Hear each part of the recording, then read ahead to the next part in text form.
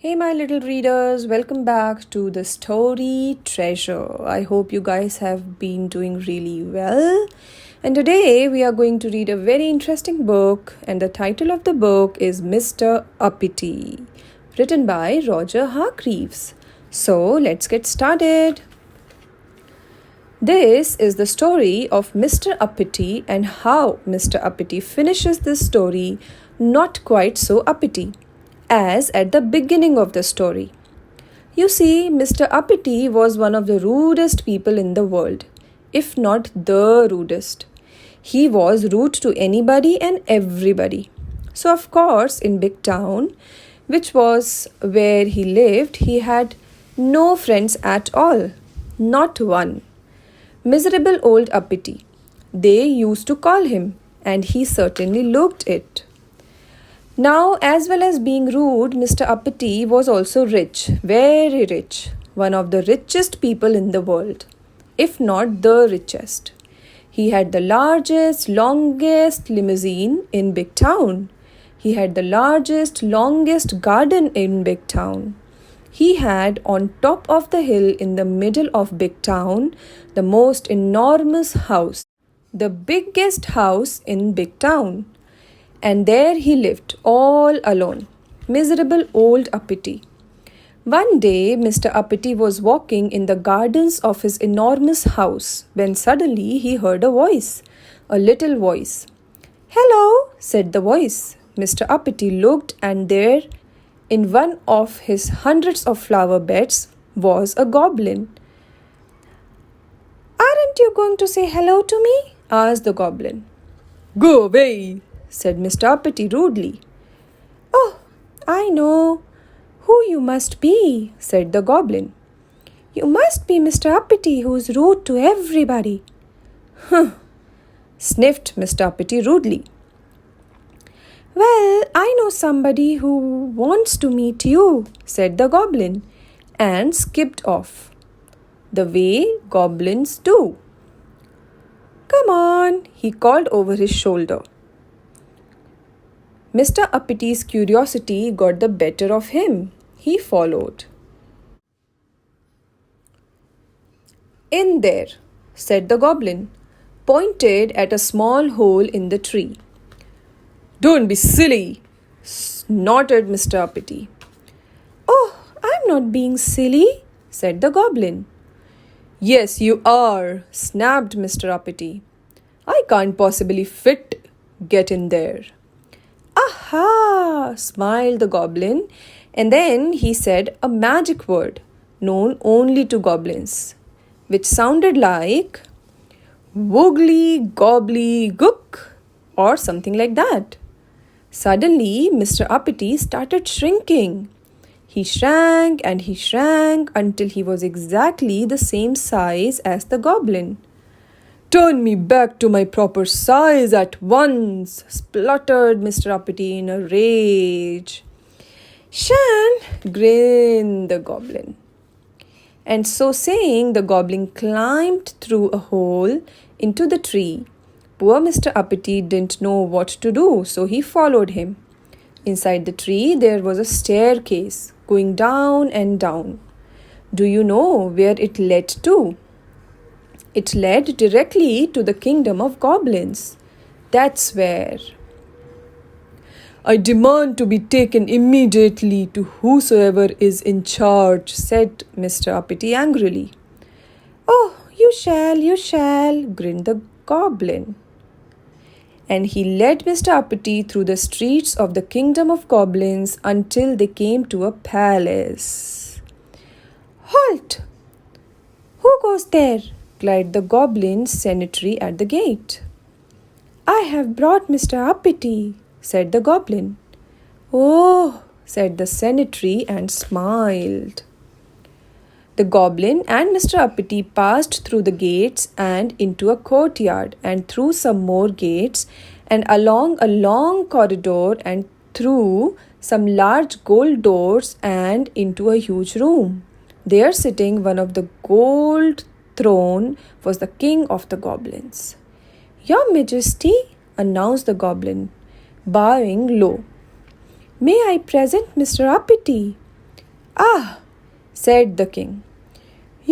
So you are the fellow who goes about being rude to everybody and doesn't have any friends? Nonsense, said Mr. Uppity rudely.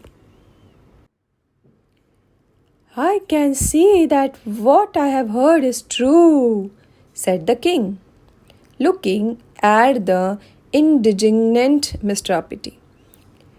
You are much too puffed with your own importance. Therefore, he continued, I am going to allow you to be turned back into your proper size. But when you get back to Big Town, if you are rude to anybody at all, you will immediately shrink to the size you are now. Do you understand? The goblin then took Mr. Uppity back through the kingdom of goblins and up the staircase and out of the tree at the bottom of Mr. Uppity's garden. The goblin looked at Mr. Uppity and said something which sounded like googly woogly bo, or something like which probably woogly googly gook said backwards. And Mr. Uppity grew and grew back to his original size. Now remember what the king said, warned the goblin. Don't be so uppity in future. Mr. Uppity marched off furiously up to his enormous house. The following day, Mr. Uppity was out walking through the streets of Big Town. Suddenly, he came across a little boy playing with a ball. Get out of my way, snapped Mr. Uppity rudely. But as soon as he'd said that, you know what happened, don't you? Yes, Mr. Appity shrank and shrank until he was no bigger than the ball of the boy was playing with. Oh dear, he gasped. And then he thought. I am sorry, he said to the boy. What I meant to say was, please could I get past? Immediately, Mr. Uppity grew to his original size and the boy moved, and Mr. Uppity went on his way. Then he met an old lady carrying a large shopping basket. She was late for the market. Excuse me, she said to Mr. Uppity. Could you tell me the time, please? No, said Mr. Uppity rudely. But as soon as he'd said it, you know what happened, don't you? Yes, Mr. Uppity shrank and shrank until he could easily have fitted into the old lady's basket. Oh dear, he gasped, and then he thought.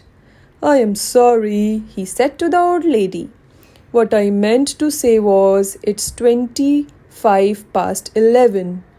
Immediately, Mr. Appity grew to his original size, and the old lady thanked him, and Mr. Appity went on his way. Then he went and bought a newspaper from a man standing on the corner of the main street in Big Town. He was just about to walk away when suddenly he stopped and thought. He turned back to the man and said, Thank you. Thank you were two words Mr. Uppity had never used before. The man smiled. A smile was something Mr. Uppity wasn't used to getting. Then Mr. Uppity was stopped by a man who asked him if he could tell him the way to the bank. Mr. Uppity was about to say no when he thought. Yes, he said and told the man. Thank you, said the man. Thank you were words Mr. Uppity not only had never used before, but had never had said to him before. Mr. Uppity smiled. He felt happy. Happy was the feeling Mr. Uppity wasn't used to feeling. He liked it. And do you know, from that day forward to this day backward, Mr. Uppity is a changed person. He is still the richest person in Big Town, perhaps the richest person in the world, but now he has lots of friends. And he smiles a lot. And he never gets that shrinking feeling. And do you know which word Mr. Appity uses most all these days? please, and thank you. So, what he'd like to say is, thank you for reading this story. And if you are ever thinking about being rude to somebody, please keep a sharp lookout for goblins. Isn't that the fun story, my little readers? I really hope you enjoyed this story with me. And if you do, please like this video and do let me know. Until we meet next time, please take good care of yourself and keep reading, keep enjoying. Bye bye.